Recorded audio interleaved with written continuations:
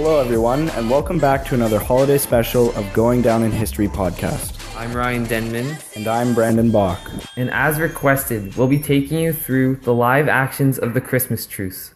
Have a holly jolly Christmas.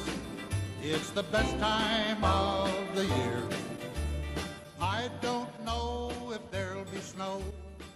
In December of 1914, a remarkable thing happened to the British and German soldiers on the Western Front.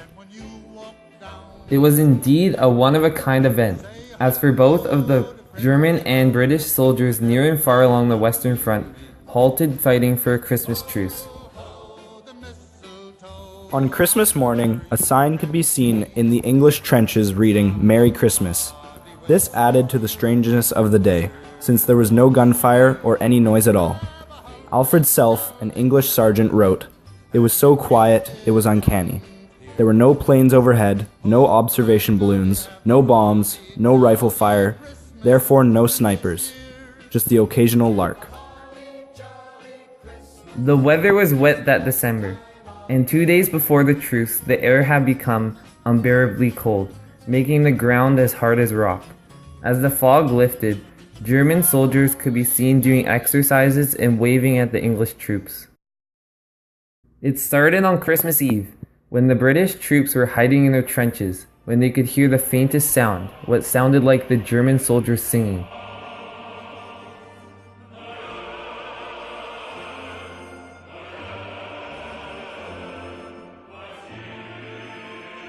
It wasn't very loud, but there was no mistaking it. And when the sound went away, there was a spontaneous outburst of clapping that arose from the trenches of the British. Not only that, but the British could see what appeared to be Christmas lights, candles, and trees forming in the distance. In the middle of the fighting, the British and German troops came out of their trenches to go to no man's land, where they exchanged gifts, played soccer, repaired trenches and dugouts, and greeted one another. Even though this was a joyous occasion, there was still the task of burying all the fallen soldiers. It was heartrending, writes English Captain Giles Loader in his diary, to see some chaps one knew so well, and who had started out in such good spirits, lying there dead.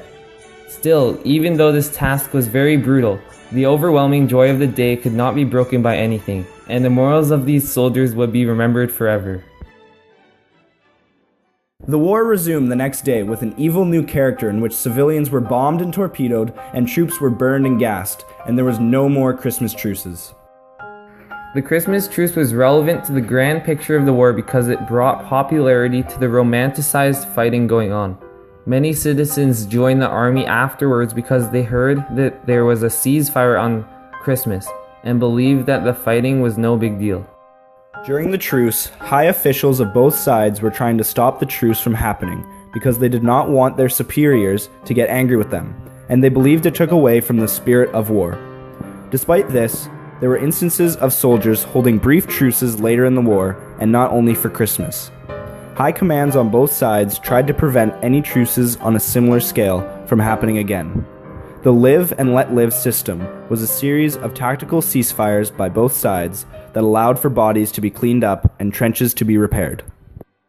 Consequences of the Christmas truce were that morals were higher due to the happiness and joy of the situation. Bodies were cleaned up, allowing for proper funerals, and many more citizens joined the war due to romanticized views of the fighting. Because of the Christmas truce of 1914, there are no longer any truces in the middle of fighting in today's wars. Nobody can really say it was a direct result of the Christmas truce of 1914, but truces were fewer and far between afterwards. Oh shoot! What time is it, Brandon? It's time to play our favorite game on this show. What would have happened?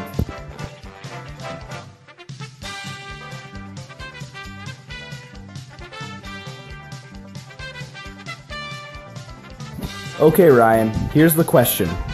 What would have happened if the Christmas truce never took place? Well, let's see there, Brandon. If the Christmas truce never happened, fighting would have continued at its regular pace, and theoretically, it would have changed the perspectives of war for the worse, for not only the soldiers, but also the citizens as well.